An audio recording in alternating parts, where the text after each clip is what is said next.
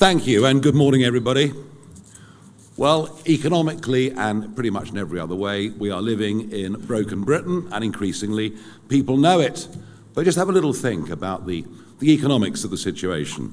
Taxes up to a post-war high, debt exploding, debt repayments becoming unsustainable, the explosion in sheer numbers of those living on a variety and range of benefits, totally uncontrolled mass migration, and certainly not selective migration, and people leaving the country. Not just the non-doms, but wealthy big taxpayers, young entrepreneurs leaving the country. It's a pretty grim situation. And that was all under the Conservative Party.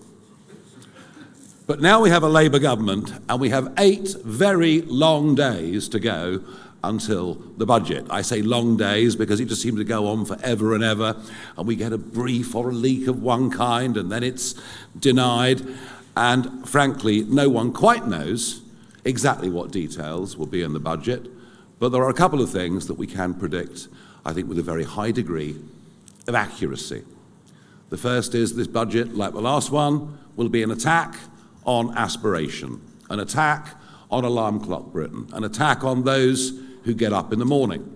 This budget will do nothing for the 5.6 million very brave men and women who act as sole traders or run their own businesses, without which the British economy, frankly, would grind to a halt. And I think we can say with some confidence that this budget will be very, very good for those who don't want to work and want to live on benefits, which is very different to a civilized society looking after those that are unable to look after themselves. And it'll be an attack on jobs. I have to say, I thought the budget last year, you can increase the minimum wage for young people, but if at the same time you bring down to £5,000 the level at which an employer starts to pay national insurance, is it any wonder that there are 50,000 fewer under 18s in employment today than there were this time last year, which culturally I think is an absolute disaster. What is clear is that the markets are increasingly nervous. I know that Andy Burnham thinks that doesn't matter, but actually the bond markets in the end are enormously powerful, as Liz Truss's government found to their cost. And amidst all of this, we have a Chancellor who is absolutely hopelessly out of her depth to a level that, frankly, it's embarrassing. It was Lee Anderson that called her Rachel from accounts during PMQs some time ago, and that really stuck. Although Lee now says he feels sorry for her on a human level, and actually, I think we can all understand that. So what we're going to get is a budget that'll be drafted by left-wing think tanks, a budget that'll be drafted by people who've never run a business, who've never had a proper job in their lives, and that's the level of disconnect that exists. Now, I do think we're setting the pace on a number of things. I thought, despite her protestations, I thought a lot of what Shabama Mahmood said yesterday was driven directly by fear that Labour are losing votes, particularly in the Red Wall, to reform. And rhetorically, we would agree with a lot of what the Home Secretary said. Indeed, there are some of us that thought it might just be a pitch. Maybe that's our next defector, I'm not sure. If her backbenchers vote against her, that could become a bigger likelihood. There was no doubt, as I say, that we led the agenda on that illegal migration is making the country very, very angry, and she said it's, tearing the country apart. But economically, it is legal migration that is doing enormous damage to the British economy, and it's been so difficult to even talk about this subject without being screamed down. But just look at the direct link between falls in productivity and the mass importation of unskilled labour. In fact, that trend has been there now for the best part of 20 years. There are enormous costs to our benefit system of those, not just illegally, but legally have come in to our country. And today, Zia is going to address some of that, as indeed we've touched on before. The idea that will get put at an alternative press conference today, which I understand is going on at the same time as this one, is that somehow Reform support a ballooning benefits bill, and yet we're the ones proposing the most radical cuts to benefits in numerical terms that have ever been seen in the history of this country. So I'm going to ask Zia to lay out our key 5 points today. We'll then, of course, take questions on that and anything else, as we always do. But I want you to bear in mind, with all the numbers that Zia's about to give you, these are before the Boris wave, before the Boris wave begin to become eligible. And for everything the Home Secretary has said about extending the number of years you have to be in Britain to qualify, whether it's for ILR, whether it's for benefits, I don't see any changes happening to the Boris wave, and those numbers will start to hit by the end of this year, predicted by some think tanks to perhaps be one of the single biggest economic mistakes this country has ever made in its history. I'll now hand over for some of the details, although you might have heard them already on broadcast media this morning. I'll hand over to our Head of Policy, Zia Yusuf.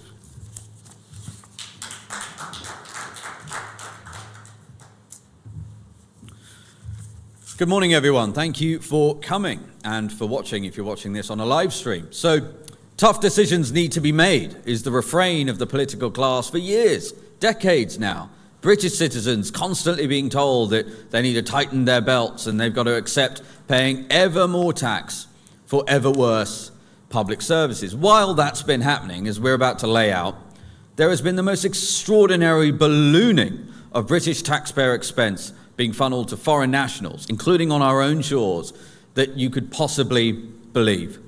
The British state exists to serve British citizens. That is quite a radical idea these days in Westminster, which is why Nigel gets heckled whenever he says such a thing inside the House of Commons. But that is what it is for. And so, yes, we agree. The country is in an enormous amount of debt, closing on £3 trillion, thanks to the Tories, almost tripled it on their watch. We basically have no economic growth to speak of whatsoever. Real wages have barely done anything for people in this country for the last 2 decades, and we've seen the tax burden on people in this country, tax as a percentage of GDP, at World War II highs. Again, as Nigel said, we can thank the Tory party for all of that. The question is, who is going to bear the brunt of these, quote, tough decisions? And here's our perspective. It is foreign nationals who should first bear the brunt before we ask any British citizens to make sacrifices. And that is the fundamental fault line right now in British politics. We are working incredibly hard to make Nigel Farage our next Prime Minister. And the reason for that is he will make every decision as Prime Minister, as will his Cabinet and his MPs, through the lens of what is in the interests of British people. So we have put together a suite of proposals that Rachel Reeves could enact immediately in the budget she's about to announce that would amount to saving and raising £25 billion, more than enough to plug the black hole that she has created through her mad policies and negate the need for tax rises. And in most of the proposals we're announcing, the vast majority of them, it is foreign nationals who are being asked to deal with the difficult decisions and not British citizens. So let's run through them. The first one is welfare. Now, we've already announced that our belief is UK welfare should be for UK citizens. I think that's an entirely reasonable position. And yet the fastest growing line item in any welfare bill you look at where we actually have data is indeed foreign nationals. And data is a key point. One of the reasons why the establishment is so worried about Nigel becoming Prime Minister is because we will no longer hide the data on all of the line items of the welfare budget and usage of the NHS by foreign nationals. The government, the Tory government and Labour now, continue to hide most of the line items in terms of how much demand there is on those services and welfare programs from foreign nationals. The exception is universal credit. And yeah, universal credit has been ballooning in terms of foreign nationals utilising it. So we are saying we will no longer, the British state should no longer pay universal credit payments to foreign nationals. The bill for that will be, in terms of how much that would foreign nationals are taking from universal credit is £8 billion this year. We have assumed a 3-month notice period to be reasonable, and therefore if Rachel Reeves were to enact that policy, that would be £6 billion of savings this year. The next one is foreign aid. It is unconscionable that British citizens and taxpayers should be asked to fund foreign aid programs when, for example, 15-year-olds in Wales have a lower educational attainment than 15-year-olds in Turkey. And by the way, that number for Welsh 15-year-olds is below the OECD average. But I say Turkey for a reason, because the British taxpayer has been forced, because of the inept political leadership in this country, to send hundreds of millions of pounds in aid to Turkey, a country whose 15-year-olds do better than Welsh 15-year-olds. Charity begins at home, and that's before we even start talking about the fact that, for example, while Labour was resisting calls for a statutory national inquiry into the grooming gangs, they were wiring £19 million to Pakistan for child exploitation prevention programs. That is going to make British people's blood boil. It is unacceptable for us to continue to be funding foreign aid at this level while the country is in the state that it is currently in. Of course, we would aspire in the long run to do foreign aid. Why wouldn't we? But charity begins at home, and it is unacceptable to ask hard-working British people to pay ever more tax to fund these programs. So we are proposing a hard cap of £1 billion on foreign aid. That would still allow us to ring-fence our commitments to Ukraine, and it would allow us to keep our seats at multilaterals like the UN and the IMF. That would still save £10 billion a year. The next thing we can talk about is the immigration health surcharge. Now, this is actually quite extraordinary because the government's own impact assessment, when it was recently increased to £1,000 roughly a year, stated very clearly that £1,000 merely represented 38% of the actual per capita, i.e. per person, per year cost of using the NHS. That's literally in the document. That's not speculation. It's in the impact assessment. And yet the Tory government signed off on an effective 62% discount for foreign nationals to be able to use our NHS. And I'll give you just one example. And this is a very long document. It's online. You can go and read it. It's abundantly clear the government has actually got no idea how much the true cost of foreign nationals using our NHS actually is. But I'll give you just one data point to demonstrate why any sort of discount is totally morally reprehensible and economically illiterate. Let's look at maternity rates. The birth rate for foreign nationals relative to British citizens is about 30% higher. Each birth costs the NHS £5,500. That is one reason why, by the way, maternity wards, just like GP surgeries and many other parts of the NHS, are totally backed up. I want to give you another data point on the NHS, because we've already started doing quite a lot of work on what's gone wrong. And the fact of the matter is this: the population explosion has brought the NHS to its knees. Since 2010, the population in this country has grown by about 10%, roughly. And almost all of that, north of 90% of that, is through immigration. And what's happened to real, i.e. adjusted for inflation, NHS spending? It's almost doubled. It's almost doubled to deal with a 10% increase in the population. And insanely, and again, we can thank the Tory government for this, the country has fewer NHS beds since 2010. So it is clear that the marginal cost to serve in pretty much every vector in the NHS scales in really non-linear fashion, in exponential fashion, once capacity constraints are exceeded. And that is exactly where we are. Unless we get this population explosion under control, and Nigel has talked about this for decades, the NHS will not be able to recover. And that is really important. We can make a start. We can make a start by no longer offering foreign nationals a 62% discount on being able to use our NHS. We can then talk about foreign prisoners. So we've known for some time now that north of 10,000 foreign nationals languish in our prisons. And remarkably, countries like Pakistan, to whom this country sends hundreds of millions of pounds in aid every year, our inept politicians, for whatever reason, are unable to even get Pakistan to take back their convicted criminals who are sitting in our jails. And we're still sending them hundreds of millions of pounds in foreign aid and issuing them visas in all sorts of different ways. And then so that would save £500 million adjusted for for deportation costs. That's based on onward data that was published this week. And then you have the PIP announcements, the PIP reforms that Lee Anderson and I announced recently. Now, by the way, most of these numbers, Nigel mentioned ILR, the numbers I'm giving you, the 6 billion in the form of savings this year if we were to halt welfare universal credit payments alone to foreign nationals, the 10 billion saving in foreign aid, the 5 billion, by the way, that the immigration surcharge increase would raise this year. All of these numbers compound at dramatic rates over the coming years. Those numbers I've given you are just for this fiscal year because we're talking about plugging the black hole and negating the need for tax rises. But to give you an idea on this, in that press conference we said by 2029 the PIP reforms that Lee and I proposed would save £9 billion per year in 2029, namely no longer paying for non-serious anxiety, but actually putting those people on back-to-work programs, which all of the academic research in Europe shows that is the best possible thing you could actually do for the recipients of that welfare too, many of whom are very young and being tossed on the scrap heap.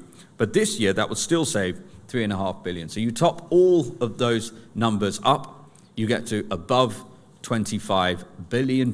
And these are savings that Rachel Reeves could choose to make in her budget that is coming up.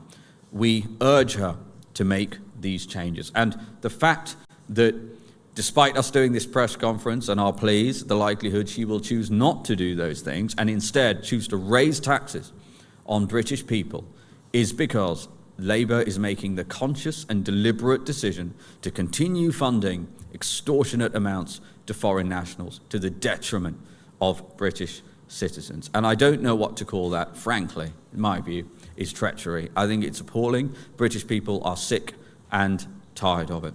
So those are our proposals. And we're pleading with Rachel Reeves. Let's enact these. Let's raise and save £25 billion, plug the black hole that you've created, and put British people first. Thank you very much.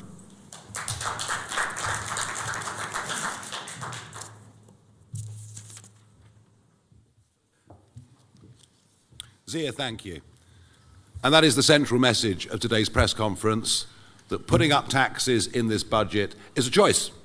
It's a choice the Chancellor is going to choose to make in whatever form, in the end, they manifest themselves. What we do know is that an increasing tax burden is demotivating, is sending more and more people abroad. And I really worry, particularly about the number of sort of 30-something entrepreneurs, people like him, who are leaving the country because they just really fear and worry about the direction that we're going in. And once again, I want to reiterate, we as a party are proposing massive cuts in spending, and particularly massive cuts in welfare spending. And we're the first people really to have the courage in modern times to lay any of this out. Now, as ever, we will take our questions, beginning with our favourite broadcaster, the BBC, and Alex Forsyth. Thank you very much. You are talking again today about some pretty big numbers, 25 billion. Can I just press you on the workability of some of what you've announced? You said you would stop foreign nationals claiming universal credit, including those with EU settled status. That's protected by the withdrawal agreement. What gives you any sense that the EU would renegotiate that agreement? And if you say you'd act unilaterally, have you done any analysis of the potential costs when it comes to possible retaliation by the EU, including on trade? Well, firstly on the point, on numbers, the last accurate figures we have are 2015, at which point there were 4 times the number of EU nationals in the UK getting benefits as there were UK citizens in Europe receiving any kind of benefits. But the numbers since then have exploded. Yep, and so since then, the number of EU nationals in the UK claiming welfare has increased sevenfold. So the facts on the ground have changed. And therefore, look, we have a choice here. Either you have a government, which we've had now for years, that throws their hands up in the air and say numbers like, for example, foreign nationals claiming universal credit, that was 950,000 about 3.5 years ago. 3.5 years ago. That number is now 1.3 million. That's 350,000 more foreign nationals claiming universal credit in this country. That's happened in 3.5 years. So you tell me this, are we supposed to just stand by and allow that get to 2 million, 2.5 million, 3 million? Or are we actually going to say, sorry, we actually need to renegotiate this because this is patently unfair? Well, I think the whole relationship with the European Union needs renegotiating. It appears that the Starmer approach is surrender, surrender, surrender, starting with our fisheries, starting to make contributions again. I mean, the whole thing is mad. It is most certainly not what people voted for. And they were very, very clear. You know, Labour in the general election were very, very clear there'd be no backturns at all on our relationship with the EU, and there've been several already. But look, you know, the relationship clearly on this, and given the explosion of numbers, the relationship is hopelessly out of kilter. We'd like to negotiate something with the EU to show we're good neighbours on a reciprocal and fair basis. Jack Carson, next up from GB News. What impact do you expect the increase in the NHS surcharge to have on waiting times? And is that money is that ever going to be reinvested into public services, or is that only ever going to be a saving for the public purse? And just on the Home Secretary's announcements yesterday, do you think that they will stop the boats? Look, I thought that what the Home Secretary said yesterday in rhetorical terms was extremely encouraging. Extremely encouraging. It's just that in realistic terms, I'm not quite sure that it will survive her own backbenches and a vote in Parliament, and I can't see that any of it actually works. I mean, you can tell the judges, please interpret the ECHR and the Human Rights Act differently, but in practice you can't actually make them do that, given the current group that we've got. So frankly, I don't actually think that most of what she said will make any difference at all. And as for the gimmick, you know, we're going to take away people's watches and earrings, and I mean, this is just never going to happen. And even in Denmark, which of course is what they were citing, even in Denmark, I think only 17 people have had valuables removed from them. And by the way, Denmark too, now beginning to struggle with its own policies directly as a result of the European Court of Human Rights. So look, rhetorically, fine, following very many of the things that we've been saying for some years, but in practice, I doubt much of it will actually happen. Yeah, and on your question regarding the NHS, look, we've made this press conference, and our proposals are to plug the current fiscal black hole that Rachel Reeves has created so that it is not necessary for her to raise taxes on British people. With regards specifically to the NHS surcharge, you actually read that impact assessment. The changes we're proposing would not have that meaningful delta on demand. Even if it did, frankly, there's far too much immigration in this country. Yeah, thank you. Jasmine Cameron Chilesh, ITV News. Thank you. Jasmine Cameron Chileshi, ITV News. You say these cuts will raise around £25 billion. Is it your expectation that if they go ahead, a reform government wouldn't have to increase taxes such as national insurance or income tax? And just secondly, if I may, the Home Secretary has urged you, Mr Farage, to quote, sod off after you suggested she was auditioning to join Reform. What's your response? And just to confirm, would Reform MPs vote with the government on their asylum changes if needed?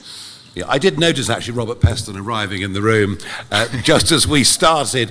Well, she seems to quite like using bad language, doesn't she, the Home Secretary? There's been quite a bit of it over the course of the last 48 hours or so. I mean, look, for her to say she's not in the least bit interested in what Reform has to say is clearly utter rot. They're obsessed with what Reform has to say. Just look at every Prime Minister's questions on a Wednesday and look at the Prime Minister or every other frontbencher that gets up in any single debate. And if Reform didn't exist, would she have made those announcements yesterday? No, she would not have done. In terms of the vote, and then I'll pass to Zia, in terms of how would we vote, well, in terms of the rhetoric, we support it. But in terms of the reality, why would we vote for something if we're convinced that it can't actually work? I also wonder, when will this actually come before Parliament in the form of primary legislation? Or is this just another, as we saw with Rishi's Stop the Boats, is it just another of one of these big performative exercises to say to the Red Wall audience, look, we're really with you, you don't need to go away and flirt with those ghastly reform types. When is this actually going to come before Parliament? Because there are many other things this government have promised that haven't yet made their way through primary legislation. Yeah, and listen, I would just comment, my personal perspective on this is that it was Keir Starmer who accused Nigel of being racist, if you remember. And I put it to you that if Nigel Farage had sat at a press conference and announced that a reformed government would start taking jewellery away from people coming across on small boats, Lord only knows what would have happened. And I take great exception to that, actually. I do take great exception to that. And I do also, one of the points about that particular policy is my view is clearly entirely performative. Because I don't know who they think is coming across by small boat. It's not 50 Cent and Lil Wayne. And so therefore, taking their gold chains away is not going to raise anything like enough money to make any dent on the asylum budget. But look, the savings that we have outlined here, as I said, we've put them together carefully because they are things that Rachel Reeves can actually enact. Case in point being, for example, we have put in a 3-month notice period on the ending of universal credit payments. These are things, these are not fantasy, these are real things Rachel Reeves could choose to do. And as Nigel said, these are choices Labour is making. Yes, and it's before. It's before. Just look at the graph, look at the trend, look at those that will get benefit rights over the course of the next 3 years, and understand that the numbers we've talked about today will be significantly bigger by the end of this Parliament, which won't be in 2029. I'm pretty confident about that. Moving on, Tamara Cohen, Sky News.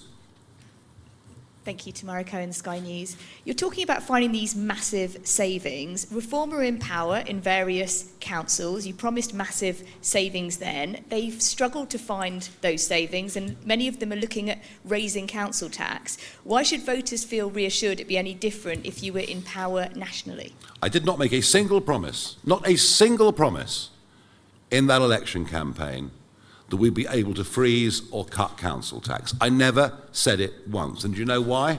Because I realised the massive debts that we were inheriting from those county councils. It's such a shame. If you guys had focused on local government before the May the 1st elections, maybe the levels of debt would not have got as bad as they have. Now, of course, there's a huge focus on county councils up and down the country. Richard Tice laid out very clearly yesterday in a press conference the £330 million of savings we've already made, but he also made the bigger, broader point, which links actually directly into what we're talking about today, that there is a massive problem with the Sen budget, a massive, massive problem with the Sen budget. And this is going to need national government to work with local government to reduce those burdens. And it's a case of overdiagnosis, it's a case of misallocated budgets, it's a case of some of the most extraordinary expenditure. I mean, I wouldn't mind owning a taxi firm in Lincolnshire. It sounds like very good business. So there are a lot of the impact on those local councils does come from national government policy. Are we determined to make changes? Yes. Will we cut debt? Yes. But can we give people a free ticket at this moment in time on council tax? No, and I never, ever thought we would be able to at this stage. But I think the analogy that was given yesterday, if I listened carefully enough, was that we're 12 minutes into a 90-minute game. Did I get that right? Well, there you are. Marvellous. Let us move on to Martin Beckford from the Daily Mail. Thank you. Just following on from Tamara's question. So will you be content if reform-led councils increase council tax by the maximum allowed 5% next year, or will you tell them they can't do that? Thank you. Well, we can't tell them what to do. It's not, I mean, they are their own living, breathing organisms. I would very, very much hope that any council tax rises will be limited to inflation. That is very much my aim and aspiration for our councils. But I repeat the point. If you actually look at the numbers, we have inherited massive, massive debts. Massive debts. It isn't just at a national level that the country's in trouble, it's in big trouble at a local government level too. But I would just want to say one more thing, if I can, on this, and it is that last year 7 county councils had their elections cancelled in the name of local government reorganisation. This year, we understand, and in fact the Times I think have covered this better than any other newspaper, that the leaders of those Tory councils are urging the government to postpone the elections again because they're worried that reform might win them and oppose the local government reorganisation. I mean, imagine that. Imagine a democratic will of the people being discovered. So we would challenge very strongly the government and say, let's go ahead with the 7 county council elections. And by the way, part of that debate will be how we've run the other county councils. Let the public judge.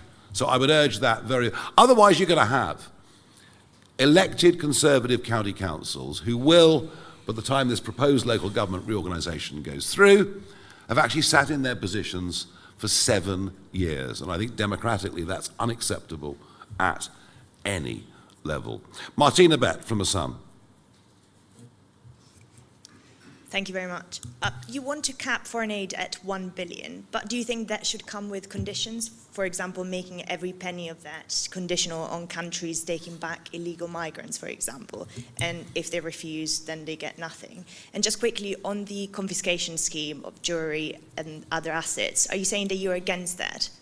It isn't going to happen in a month of Sundays. I'll bet you any money you like, we do not take a single possession of anybody, well, unless it's a gun, of anybody crossing the English Channel by dinghy. And as Zia says, if I dared to answer your question in the affirmative, I can't even imagine what some of the historic parallels that would be drawn and published would be.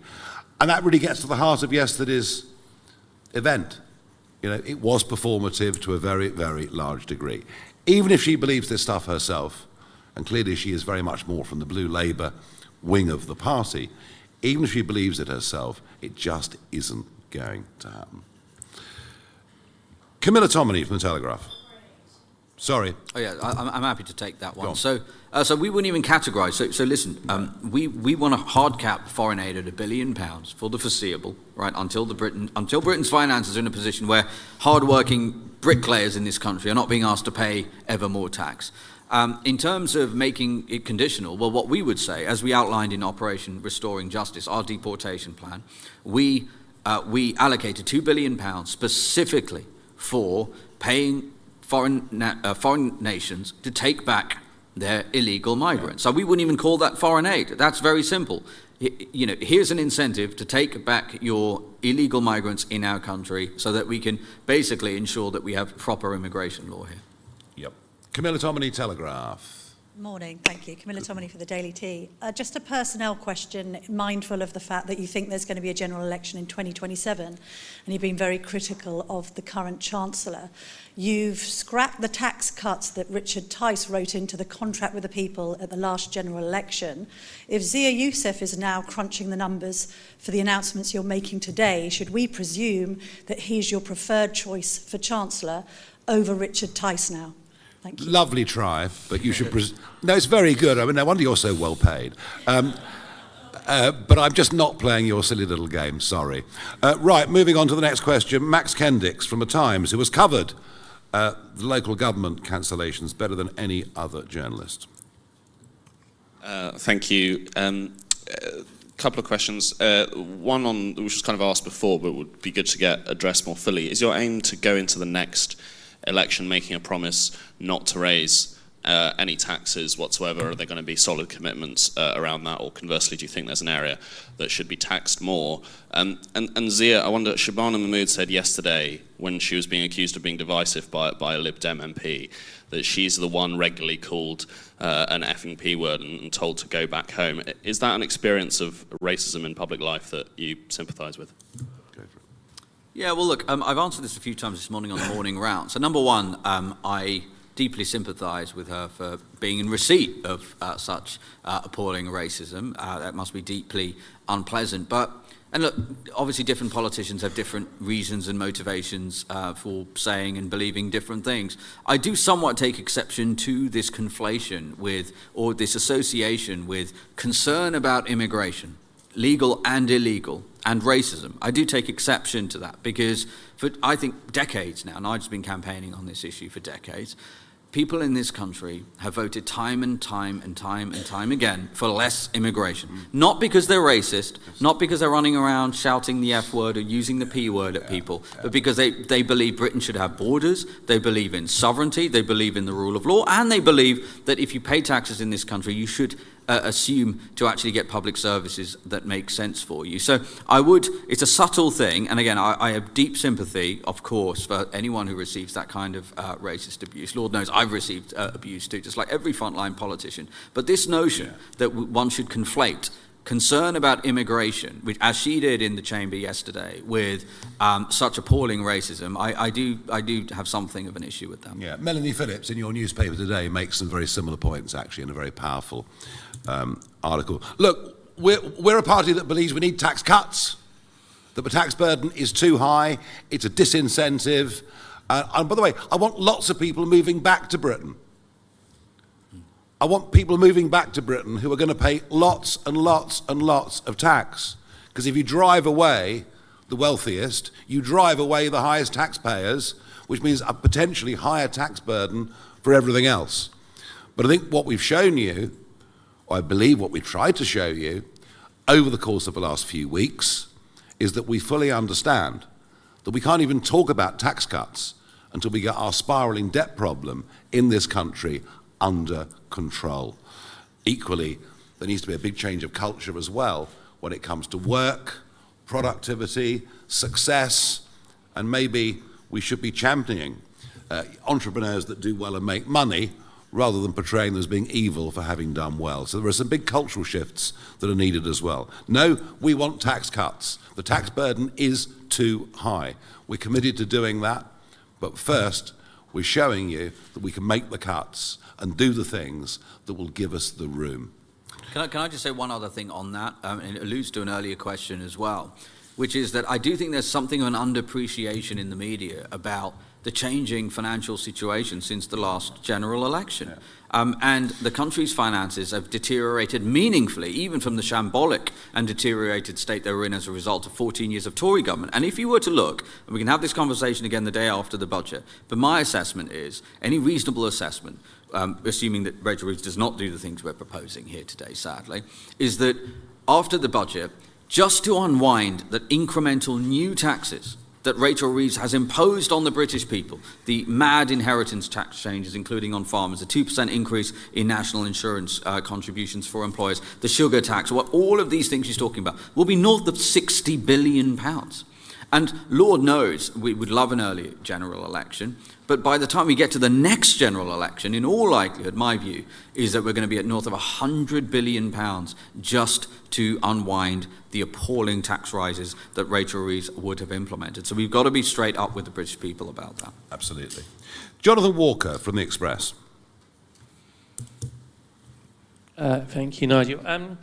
I think it was Zia this morning highlighted a web page that you've set up for people who are interested in defecting to reform. I don't suppose Shabana's really going to fill it in, but are you able to tell us anything about how many people have applied, and how do you decide who to accept and who to not accept? In terms of defectors, I mean, the rule's very, very simple. We want people to come to us who we think will add to us, help us as a party, help us as a movement, as opposed to simply using us as a tool to revive their political careers. That's the criteria, plain and simple. Sophie Wingate from PA.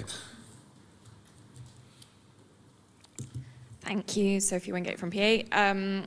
On renegotiating with the EU on benefits for EU citizens, can you guarantee that it wouldn't lead to retaliatory measures and higher prices for British consumers? And have you had any exploratory talks with the EU officials to see how open they might be? No, I'm not terribly popular in Brussels most of the time, it has to be said. I think they're quite pleased to see the back of me in many ways, although the European Parliament's very, very dull now that the Brexit Party aren't there. It's a negotiation. You know, it's a negotiation, and you go into a negotiation with a very clear idea of what your objectives are and what your interests are. And your interests ought to be the national interest. And the whole disaster of the EU renegotiation from the very, very early days was it was viewed by Theresa May and others as a damage limitation exercise as opposed to a rejuvenating opportunity. And so we finished up with a very bad deal that currently the Prime Minister is trying to make considerably worse. We will adopt a different approach, and you can never predict how negotiations will go, but I do think that we have a team of people who've been used to negotiations, who know what the tough side of life is when it comes to business, when it comes to putting together contracts, putting together deals, and I would argue we've got a far better chance of doing something in the national interest than any of the careerists that have gone before us. Maurizio Alencar, City AM. Hi, Maurizio Alencar, City AM, thank you. Some of the criticism of Labour has been on plans to create a so-called smorgasbord of tax rises based on quite volatile items.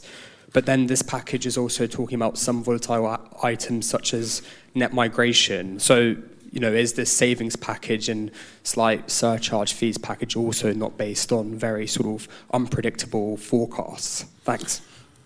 No. Just have a look at the graph. I mean, your City AM, for goodness sake. Just have a look at the trend.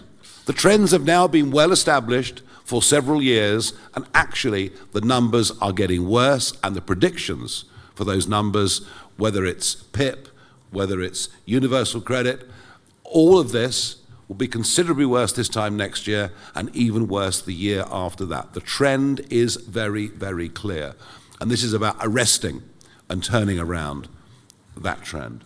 Yeah, and I would just add to that, the only number that could in any way be described as being reliant on a variable is the one on IHS that you flagged, the immigration health surcharge. The 5 billion number we just touted as being the saving is based on the current OBR forecast for net immigration. But I also said in my speech, because we've done the numbers on this, if they cut net immigration to zero, which is what our policy is, it would still save north of 3 billion quid. So that's still 23 billion pounds, more than enough to negate tax rises. Emilio Casaliccio from Politico. Hi, thank you very much, Emilio. You say that you made no specific promises about council tax before those May elections, but reform local groups did make very clear promises. So what will you do to keep better control over what these people promise on essentially your behalf in local areas?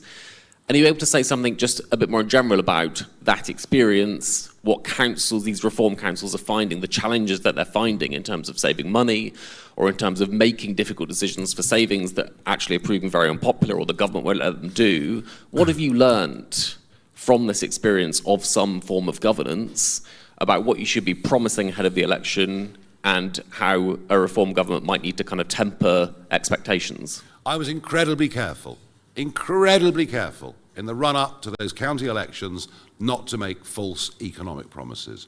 And I promise you, you will not find a leaflet officially sanctioned by the party. You will not find a clip or an excerpt of anything I said on the street or on camera or to you or wherever it may be where I made any false claims about tax and council tax. And I can assure you, having travelled and having met, I can't even think, but probably 800 to 900 of the 1,300 people that stood, 600 people that stood for us, I didn't hear anyone making false promises on council tax. So I think, the messages that were coming from the central party through the senior membership team were very, very loud and clear. Lessons, I think, getting anything to change in this country is difficult. It's difficult because of inertia. It's difficult because of the status quo. It's difficult because there are plenty of people living in the marzipan layer, on a public sector with the promise of great pensions, with maybe not the longest working hours in the world, many of them thinking since the pandemic that actually work from home was a suitable alternative. Getting things to change is hard. I think that's perhaps the biggest thing that I take from these first few months. And that is to a very large extent why, it's getting back to the Express question really, that's very much why Danny Kruger has come into the party to oversee a team, to think, how are we going to deal with those challenges with Whitehall and elsewhere. But yeah, that's my big takeout. Okay, we're rattling through. Will Hazel from the iPaper. Thank you. Do you support Shabana Mahmood's plan to deport the children of failed asylum seekers? Because I think earlier in the year, Reform rode back on plans to deport the children of illegal migrants in your mass deportation plan. Look, you know, my job is not to make your life easier. And so I'm going to say this. The absolute priority with deporting those who've come illegal are young, undocumented males of fighting age, many of whom will do great harm in this country to women, to girls, join crime gangs, and that is the absolute priority, and that remains my answer. Lucy White from Bloomberg. Thank you. I wanted to ask about steel. At the moment, the EU has proposed much higher tariffs on steel that we are trying to negotiate our way out of. If you were to torpedo relations with the EU by, for example, withdrawing from the ECHR or by treating their citizens here differently to the way we treat our own, how do you expect that to impact on these industries that are so reliant on our relations to the EU? Because the steel industry has said the tariffs at the current level that the EU is proposing would be incredibly damaging. No, and I understand that, but that's all part of a negotiation, isn't it? That's all part of a negotiation. And, you know, when you're negotiating against someone that sees weakness, they will keep hammering you. You know, that is the world that we live in. And we've shown weakness since 2016. Time after time after time. And frankly, under Keir Starmer's leadership, it is craven weakness that we're seeing on fishing and everything else. So yes, these are issues, as are trade issues around the whole of the rest of the world. But this is about a complete reset of our relationship, and one that is much more in our national interest. And, you know, steel is a very difficult subject anyway. I honestly don't believe that if Richard Tice and I had not gone up to Scunthorpe on that day, I honestly don't believe this country would be producing any primary steel at all. And that moves on to a whole bigger debate on energy and the sheer catastrophe that net zero, that the attempt to become the Saudi Arabia of wind, and onto this government is for not just our traditional manufacturing industries, but forget data centers, forget AI, forget crypto, forget the entire 21st century economy. If we continue with our current energy policy, we simply won't be competitive and won't be able to do it. And energy will be, you know, very much, I think, a centerpiece of what we fight the next general election on. George Eaton, New Statesman.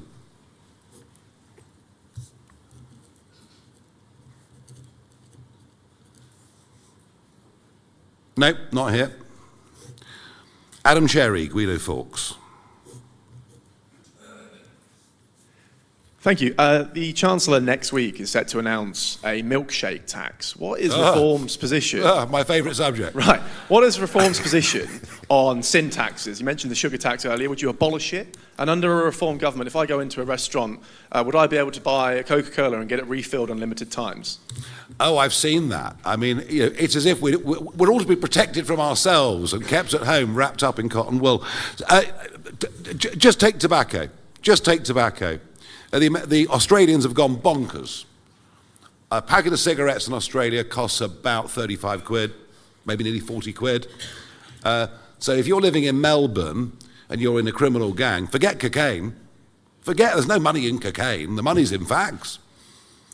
And as a result of this, there have been 40 premises firebombed over the course of the last 2.5 years, as the tobacco gangs fight against each other and burn out shops that are selling under-the-counter cigarettes. And you can go back to Adam Smith, if you like, who talked about brandy taxes. And if brandy tax is too high, guess what happens? You get smuggling. And I think when I take that down to sugar, well, clearly, there is not going to be a black market in milkshakes. I would fully understand that. But they're hot, when they're chucked in your face, they're really vile, I must tell you. I just think we're not doing enough through education. and just banning things and taxing things and saying in that particularly famous chain that you can't fill up for a second time. I mean, it's just overreach on simply on the most astonishing level. Archie Earle from Unheard. I was wondering if you could tell us anything about if Reform has any plans to implement a Trump-style visa ban on any countries, especially in light of Shabana Mahmood's announcements. Well, the visa ban that Shabana Mahmood talked about yesterday was actually, yes, a very sensible negotiating tactic. Why wouldn't any government looking after the national interest do that? It was one of the most attractive things I thought she said. Let's show some muscle as a country, and we can do that with Nigeria, etc. Even Eritrea, maybe, I don't know. But so there's much we could do. But I just, again, say to you that it all sounded great. It's all supposed to neuter support for reform. I just don't believe any of it with this government, this cabinet, and these backbenches, and the leftward movement that we're seeing in Labour politics. You know, the drag that is coming now from the Greens, there won't be Jeremy Corbyn because he can't run a bath, but there is that gradual drift to the left. I just don't believe it'll ever happen. Right, 2 or 3 more. Anna Gross from the Financial Times. Would be under the hour just so. The immigration health surcharge, in all of the documentation that I've read, it's calculated on the average cost to the NHS of migrants who are eligible for the surcharge. So I'm confused about where you got this £2,700 figure from, which I can't find. Also, when the government has increased IHS before, the number of people whose fees are waived goes up because fewer people can afford it. So wouldn't that reduce the revenue from this policy? And also, what are you going to do about the people who say, look, I literally can't afford it, and then their fees get waived? If I was to go to Australia and work in Australia and I couldn't prove that I either had the cash in my account or the health insurance for up to 4 years, I wouldn't be let in. Zia? Yeah, no, it's spot on, right? So the first point to make is that there's a very substantial document, which is the government's own. It's a Home Office impact assessment. All the numbers are in there, and it literally states very explicitly that the per capita, per year cost of the NHS is north of £2,700. And the last Tory government set the surcharge at 38% of that. And you can read the document. It's a very, very long document, but it's abundantly clear that the Home Office and the government actually has no idea what the actual cost is. And the reason why I laid out, for example, it's all in there and in the document that we'll publish. But the reality is, if you just looked at maternity rates, for example, contact with the NHS and per capita costs in the NHS, in reality, yes, you have an average, yes, you have a median, but it's massively driven by significant events, one of which, for example, is a birth. And the migrant, the foreign national birth rate is 30% higher than it is for British nationals. And each one of those births costs £5,500. There's absolutely no justification for keeping the number of that. Now, there are also, as you say, a number of exemptions inside the IHS. One of which would be for ILR. Now, obviously, our plan is to abolish ILR altogether, but if Rachel Reeves doesn't want to do that, she could just remove that exemption. Obviously, asylum seekers, all of these other sorts of people don't have to currently pay. Nor, by the way, I want to be crystal clear, NHS workers are currently exempt. We would retain that exemption. So we're saying even in a net zero immigration scenario, it would raise £3 billion. Based on current OBR forecasts for immigration this year, it would be £5 billion. David Burke from The Mirror. Hiya, thank you very much. In a hypothetical situation where a company were to go bust, it's a big local employer in an area. Under your proposals, the British citizens on the workforce would have the safety net of support, but their colleagues, neighbours from the EU or from overseas in some way wouldn't. They'd also have their own living costs, their own families, etc. Do you think that's fair, and do you think the wider public think that's fair? I just think the model that we've been pursuing for basically a quarter of a century of importing as much cheap foreign labour as we possibly can has been a benefit to some employers, especially big employers, but the net effect on the British economy, it's been catastrophic on productivity, and it has, as the years have gone by, just brought upon us a massive range of social costs through dependence, etc. We cannot continue with this current model. I understand that for some people there'll be short-term concerns. Of course there will be. But what we're saying is we have to turn this around. And frankly, you know, to have so many millions of people of working age not working is the thing that is going to have to be addressed. Thank you. Peter Walker from The Guardian. I'm hidden here, so I'm going to stand up. If I can return to the very, very first question of this quite long press conference, which you didn't completely answer from the BBC, has the party modelled at all what the economic consequences of your actions on EU nationals, what would be the case if the EU hit back, for example, on trade, or are you convinced that they won't? And if I may, I asked Richard this yesterday. He basically said he didn't particularly have any concerns about the views of your new head of the student organisation, who has argued quite vehemently on X that people from minority ethnic backgrounds are not necessarily British, even if they're UK born and bred. Do you share Matthew Goodwin's views? And given the fact he's in the party, does this indicate that your proud record you've talked about a lot of keeping far-right elements out of your parties, is that era now gone? No, and we will always keep far-right elements out of our party. I've always done that. You've known me for goodness knows how many years. I've always made sure we've never had BNP types, etc. in. I think what Goodwin said, it was nuanced.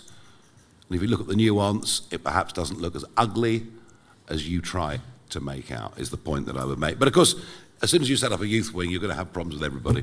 And we knew that before we did it. I would argue with Europe, they're still selling us lots of cars, you know. They're still selling us lots of cars. We're still buying 20 million bottles of champagne every year. You know, we need to get back to a basic trade agreement. And look, you know, have we costed? There are all sorts of good and bad scenarios that can happen every single day of the week. I am confident we can come to a much better deal with the European Union. I was going to ask one last question. Robert Peston, do you have a question as you were late in the room? Fine, very good. Yes, one more. Sorry, I apologise. Not on my list, I apologise. No, I'm later. Thank you. You've painted a very gloomy picture of the public finances in this press conference, but would it be fair to say that the solutions you're offering, in contrast to your avowedly radical solutions on immigration, are perhaps cautious? 25 billion savings is just about half what the Tories suggest they could find, 47 billion. Even your PIP changes are less than what Labour thought they could find when they first thought they could manage this. So is that the message you want to give to the electorate? We're radical on immigration, but there will be incremental change on the public finances. What we've given you today is just one snapshot of one area.